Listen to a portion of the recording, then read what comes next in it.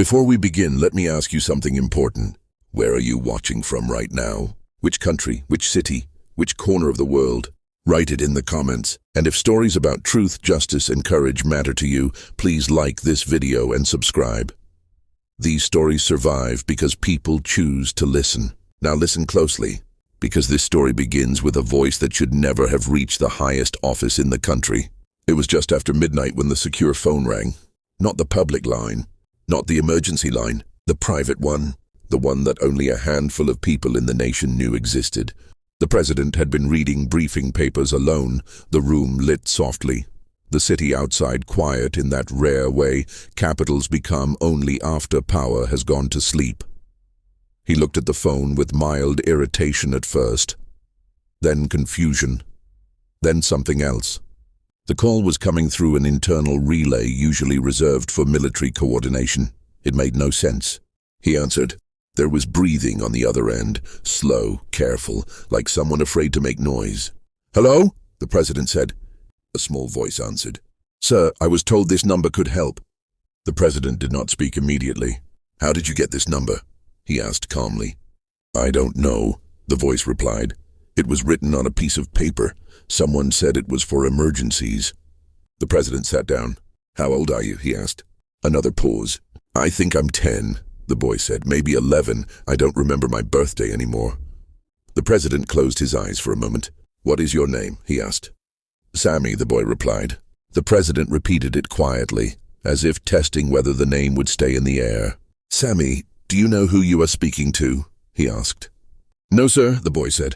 "Are you from the transport office?" The president felt something shift inside his chest. "No," he said gently, "but I can listen." That was when the boy asked the question that changed everything. "Sir, do you know when the buses start again? They said we would go home soon, but it's been a long time." The line crackled. Somewhere far away, metal scraped against concrete. "Sammy," the president said carefully, "where are you calling from?" Another pause, longer this time. "A place with fences," the boy said. "They tell us not to look outside. They say it's safer that way." The president's hand tightened around the phone. "How many children are with you?" he asked. "A lot," Sammy replied. "Some sleep all day, some cry at night, some leave and don't come back." The call ended abruptly. No goodbye, no warning, just silence. The president remained seated, staring at the dark screen of the phone. He did not call anyone immediately. He did not sound the alarm. He had learned long ago that the most dangerous moments were not the loud ones, but the quiet ones that followed truth. He stood slowly and walked to the millions of people slept, believing they were protected. Somewhere out there, children were waiting for buses that would never come. By morning, the president had ordered a silent trace of the call. Not through the national police, not through the standard intelligence chain. He wanted as few fingerprints on this as possible. The results came back within hours. The call had passed through illegal signal boosters. Black market equipment, not sophisticated, but deliberate. The final signal bounced near an industrial zone officially marked as inactive. An old quarry, no registered activity, no inspections in years, no reason for a child to be there. The president felt a chill settle in his stomach. He summoned one person, his driver. The man had been with him for over a decade. Trusted, invisible, always there. He knew the president's routines, his silences, his moods. He had driven him through protests, attacks, and triumphs. "Kareem," the president said casually, "clear my schedule for tomorrow evening. I need rest." "Yes, sir," Kareem replied without hesitation. As Kareem turned to leave, the president watched his back. He did not know why. Just a feeling. A slight hesitation in the way Kareem paused before closing the door. A fraction of a second too long. The president had learned to respect those instincts. That night he did something he had never done before. He followed his own driver in an unmarked vehicle. No security detail, no lights, just distance and patience. Kareem drove calmly through the city, then beyond it. Past the places the president recognized. Past the places power usually ended. The road narrowed. Streetlights disappeared. Eventually, Kareem turned toward the quarry. The president's heart slowed, his mind sharpened. They did not go closer, they did not stop. They watched from afar. Heat signatures confirmed it. Structures, movement, small figures, children. The president did nothing. Not yet. Over the next 3 weeks, he ordered the most careful investigation of his career.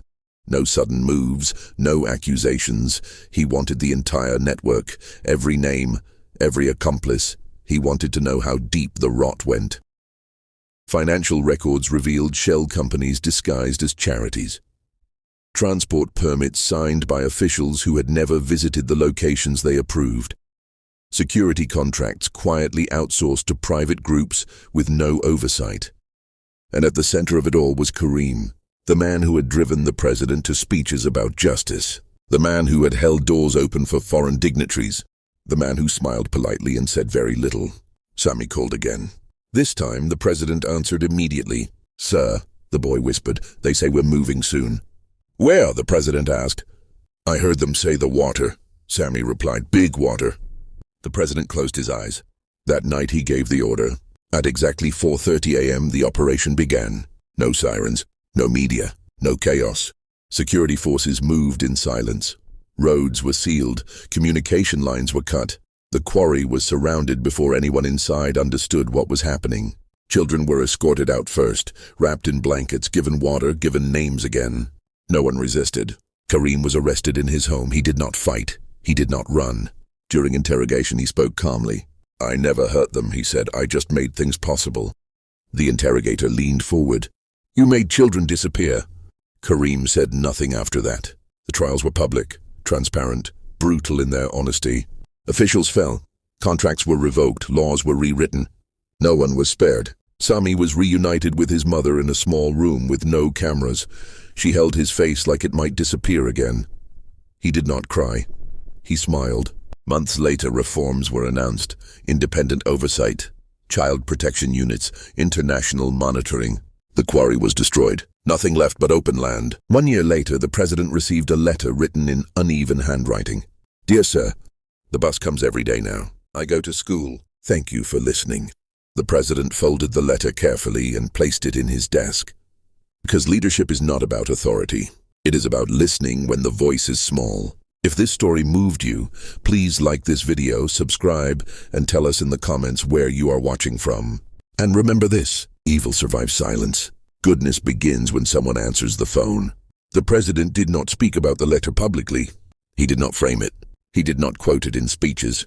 He did not allow it to become a symbol for applause. Instead, he kept it where only he could see it, inside the drawer of his desk. Folded once, then folded again. The paper soft from being touched too often. On nights when sleep refused to come, he would take it out and read it slowly, as if the words might change. They never did. Outside the walls of the palace, the country was changing in quieter ways. The investigation did not end with the quarry. That place was only the surface.